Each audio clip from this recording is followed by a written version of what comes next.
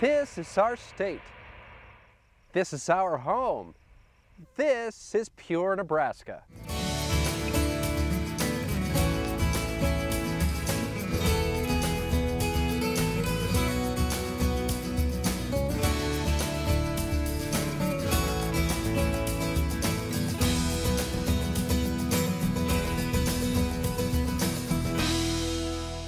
Hi everyone, and welcome to another edition of Pure Nebraska. We are here at the UNL Research Farm in Lincoln, where we caught up to a wheat field before it was harvested. The harvest is going on around the state, and farmers are holding out for good wheat yields this year, although experts say it might be a little lower this year compared to last year. Here on this program, we do seek to highlight the state's #1 industry, agriculture, but we also hope to celebrate the state, show you great places to visit, and meet some of the people that make the state so unique. Here is what you'll see on this program. Did you know that Nebraska is the #1 producer of Great Northern beans in the country? We'll take a closer look at the varieties of dry edible beans that are being grown in western Nebraska. Plus, we'll get a tour of a facility on the outskirts of Bridgeport, Nebraska that processes the dry edible beans produced in western Nebraska. We'll learn what it takes to get the beans from the farm to the grocery store. And it happens every third weekend in July. It's the Camp Creek Thresher Show near Waverly. We'll show you some of the antique tractors and demonstrations you'll be able to see. We begin our show today with a look at the dry edible bean industry in western Nebraska. From black beans to pinto beans to Great Northern beans, it's all produced in the Cornhusker State. Here's more on the varieties of beans that are being produced in the Panhandle. Hi everyone, we are in Scottsbluff at the Panhandle Research and Extension Center for the University of Nebraska. And I am joined now by Jim Schild, who is an extension educator. Thanks for joining us, Jim. Yep, good morning, John. Yeah, and we're talking about the dry edible bean industry, and I don't think maybe a lot of Nebraskans know just how big this industry really is. Yeah, when we talk about beans, most people think soybeans, but in the western part of the state, we don't grow soybeans. What we grow is dry edible beans, and we actually, from about North Platte west, grow the dry edible beans, and when you get to Ogallala, then we really start growing the dry edible beans. But in Great Northern market class, we're the #1 producer in the nation of Great Northern beans. And pinto beans, which a lot of people are familiar with as refried beans, we're the #2 producer of pinto beans, and we're also the #2 producer of light red kidney beans, which are the beans that are used a lot in chilies. Why is it such a big industry here? Why do these beans grow so well here? Well, the reason the industry is centered here is because of our climate of western Nebraska. Our low humidity, low rainfall, we're able to grow very high quality, shiny, bright seed coat on our beans, and that's what people like. Is they like the bright, shiny seed coats that are not dull and weathered, and that's what they're looking for. Typically, planting starts about the first part of June, and then harvest will begin towards the first part of September. We can grow a number of different market classes, and basically what the market class is just seed coat, color, and then size. And this is Great Northern. The other bean that is commonly grown in this area is the pinto bean, then the light red kidney, and the other type of kidney that we can grow is the dark red kidney. And then another one that can be substituted with the kidneys is the small red. Another one is black. Sometimes they're called black turtle. And then another one that probably a lot of people don't know about is pinks. And pinks are used in a lot of barbecue bean dishes. The one that we're probably most familiar with is the navies. When you buy the can of pork and beans, this is the type of bean that you find in that. And then the last one that we grow is a cranberry. The cranberry is used a lot of the European dishes like the cranberries. Wow, I have certainly learned a lot about beans here today. It's really interesting to know that the dry edible bean industry is flourishing in western Nebraska. Jim, thank you for joining us today. You bet, John. Glad to visit with you. It's amazing to think all of those beans that Jim showed us are actually being grown in western Nebraska. Well, now after getting an idea of the varieties of beans that are grown, we decided to find out how the beans are processed. We continue our look at Nebraska's massive dry edible bean industry with a look at the work it takes to get the beans from the field to the hands of consumers. The dry bean industry is big business in western Nebraska, and I'm here today with John Lightcap. He is the general manager of State Line Co-op, and nice to see you. Good to see you too. Thanks for having us here today. Thank you for coming. Yeah, so let's talk about your business here in Nebraska, and really a lot of beans, and you're now doing peas too. Yes, we've been in business for about 13 years. We are a farmer-owned, what's called closed cooperative, which is different than a normal cooperative in the sense that our farmers actually buy stock in our company, so to speak. And with that then, we take their beans at harvest and we store them, process them, clean them, package them, and then we ship them all over the country, all over the world. And then we pass back our profits to our growers in the form of a dividend check on an annual basis.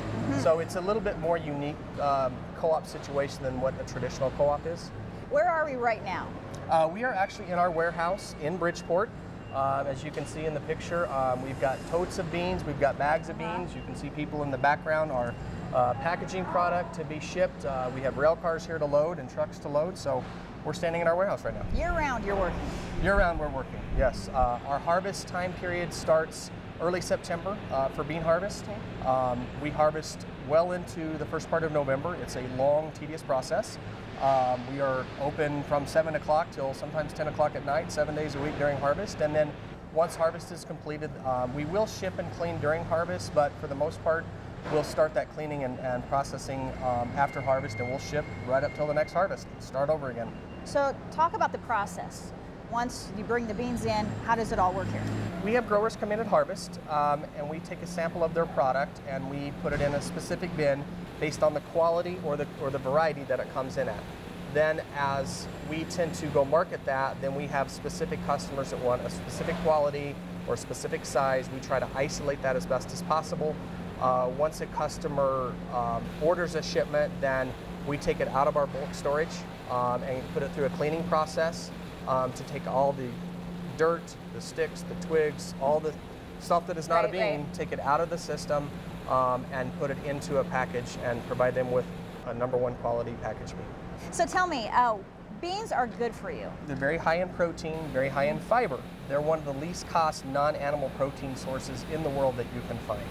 A lot of work is being done trying to get them into better diets, things like that. So we push really hard. We work with a couple trade associations to try and get them to push beans more, not only domestically, but globally. So how do you like your beans? Do you eat them every day? I don't eat them every day, but yes, I do eat beans quite often. Okay, well thank you for giving us a tour here today. Thank you for your time. Great industry in western Nebraska. Thank we you. appreciate it.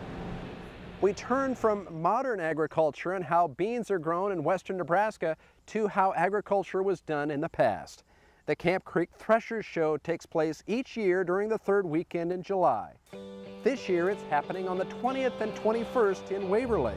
Photojournalist John Haxby shows us what it's like to visit the Camp Creek Threshers Show and what you might see.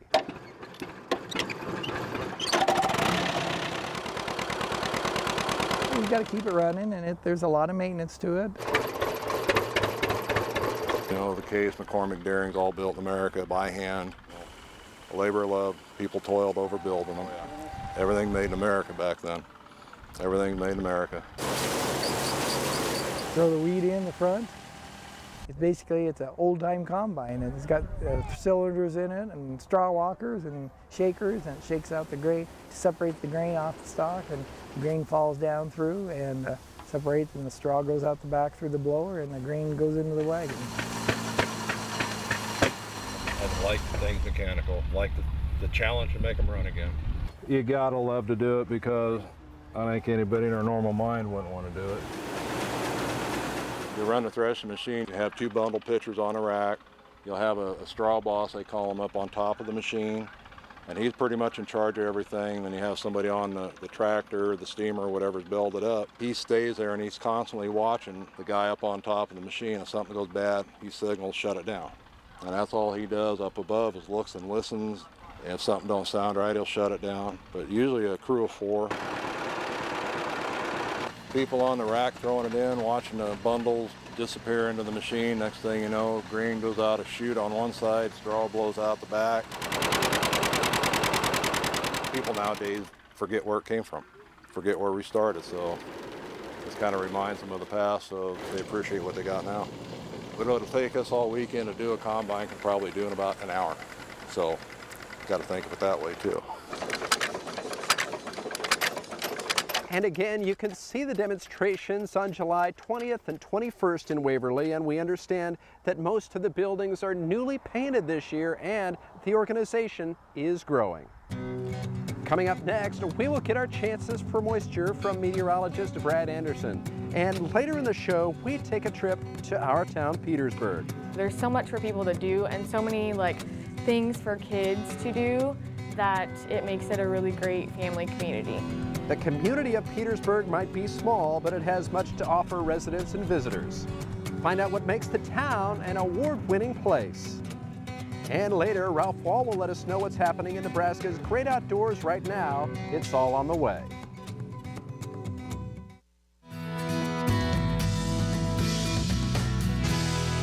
And welcome back to Pure Nebraska, and I'm here with meteorologist Brad Anderson. Brad, we have not seen a lot of rain lately. That is right. You know, we made such great progress against the drought over the spring and early part of the summer, but June was below normal precipitation for some parts of the state, including the Lincoln area, and now July has started off on the dry side. So that's not good. Yeah, not good at all. In fact, we'll take a look at the drought monitor. For the most part, things have stayed the same, but one little change. If you remember, Lancaster County, Saunders County, out of the drought, but now abnormally dry, or the first stage of drought redeveloping in portions of eastern sections of the state, portions of Lancaster County and Saunders County. So hopefully it will not continue to advance as we head into the summer. Moderate drought continues over portions of south central Nebraska, with severe drought over the north central sections of the state, and still those small pockets of exceptional drought in the west. What do we expect over the next 8 to 14 days? Not a lot of good news. It looks like drier than average for much of Nebraska for the next couple of weeks, and July is typically somewhat dry and hot, but drier than average on top of already the dry conditions we've experienced. Not necessarily good news. What does it look like for the next couple of weeks temperature-wise? Well, maybe a little bit of good news here, talking about near average, but of course July is typically hot anyway, so we're going to see hot conditions, but maybe not looking at any of that high triple-digit heat like we did last year. So averaging around normal for the next 14 days temperature-wise, but doesn't look like it's going to be too wet over the next couple of weeks, so we'll see what happens. Yeah, all right. Thank you, Brad. You bet. And there's more to come right here on Pure Nebraska. Coming up, get ready to learn all about Petersburg. And later, Chef Judy Gillard and country girl Taryn Vanderford show us a recipe that utilizes dry edible beans grown right here in Nebraska. It's all coming up.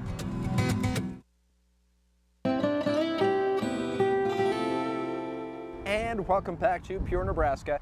Here on the program, we like to put the spotlight on small communities, and every small town has a story. So in this week's Our Town segment, we go to our town, Petersburg. Hi everyone, I am in Petersburg, Nebraska, a great town in the state of Nebraska. Joining me now with more is Ashley Tiemann. Thanks for being with us. Thank you for coming. Yeah, well, I'm very impressed with this community. Tell us, why is Petersburg such a great place to live? You know, I actually grew up here, and so did my husband. And it's a really tight-knit community, and that's, I mean, a big part of what makes it so great, I guess.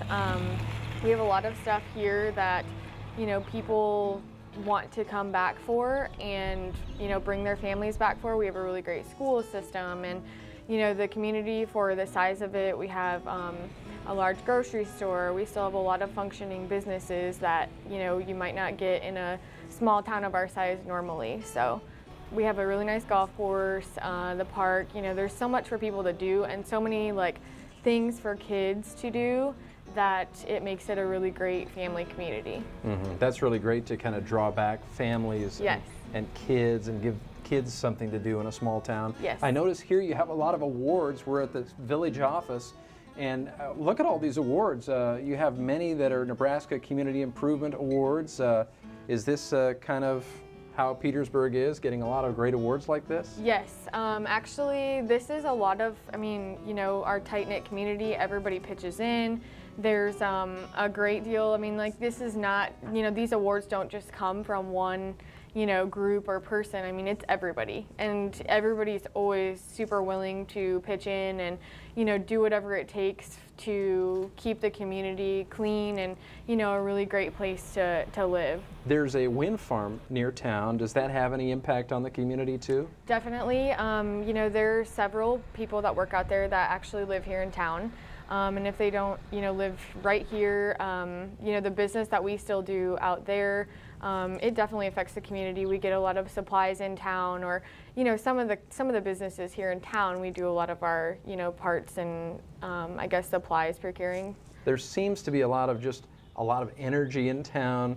The main part of it is, like I said, we're a tight-knit community, and I think that's what makes us so strong and makes people want to come, live here and raise their family here and send their kids to school here. And you take your kids to a daycare that who's watching them, and everybody has so much fun. We have so many events that go on here. The firemen's dance with the cruise night, and we have last year we had our Q125. We have so many events that everybody loves to come to. So that is just great. A lot of advantages for living in small town Nebraska. Yes. All right. Well, Ashley, thank you for joining us.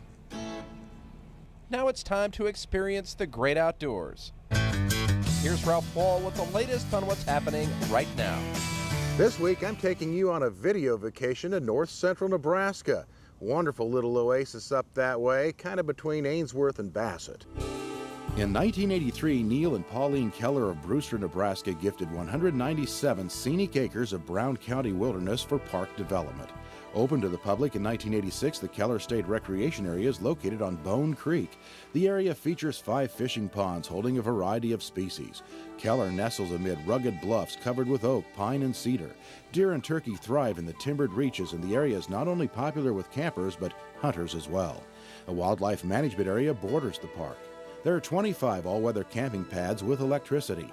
Other amenities include vault toilets, dump station, water, fire grill grates, and picnic tables, and one large picnic shelter. Keller is not manned on a regular basis, but self-registration boxes are in place. Within 15 minutes of Keller, visitors to the area can also stroll down the Cowboy Trail at Long Pine, including the towering bridge over Long Pine Creek. Also, the more primitive, but equally as scenic Long Pine State Recreation Area awaits your exploration. If you're seeking a nice little getaway off the beaten path and away from busier parks, Keller just might be your dream campground. Profile all of our park areas online at outdoornebraska.org. Just click on the Parks tab. For Pure Nebraska and your state game and parks, I'm Ralph Wall. See you out there. Up next, country girl Taryn Vanderford and Chef Judy Gillard are cooking up beans. It's all on the way.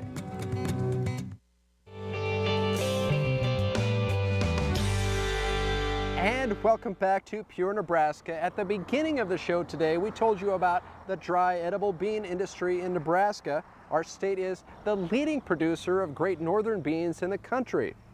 Well, in keeping with that theme, country girl Taryn Vanderford goes into the kitchen to get a great recipe using those nutritious beans. There are so many benefits to beans, and I am in the kitchen today with Chef Judy Gillard, and we're going to cook up some baked beans. We are. And these are going to be great. They're fantastic, and what I'm using is great northern beans, and if you have the time, it's always nice to start with dried, but you certainly can use canned. You just want to make sure you rinse them really well. I soaked them in water overnight, and then they grew up to be grown-up beans, and great northern beans are a really creamy bean, which is nice. It has a nice mouthfeel. You can make good hummuses, you can make mashed beans with it, but today we're going to make baked beans. Okay. And this is, the normal baked beans are really high in sugar, and so we want to do a healthier version. We're going to put some garlic infused olive oil, and the reason I like garlic infused is just one step that you don't have to do. And then we're going to put our basic mirepoix that we're putting in here with chopped onions, chopped celery, and chopped carrot. So what you want to do is you want to get stirring those, and then we want to put a couple tablespoons of raw sugar And what we want to do is caramelize these onions. So when I was making our finished product, I did take a picture of what they look like, because we're not going to have time to bring those all the way down. But the next thing is you would add just a little of my seasoning. Now see, these are getting to a nice simmer. So we would keep on cooking these, and then we would add our half a cup of bourbon. Okay. And we have a half a cup of ketchup.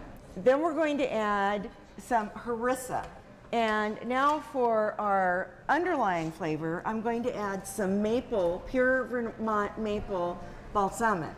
So after this is cooked a lot more, then what I do is I take my immersion blender and I'll put it in and get everything kind of where it comes together. Yeah.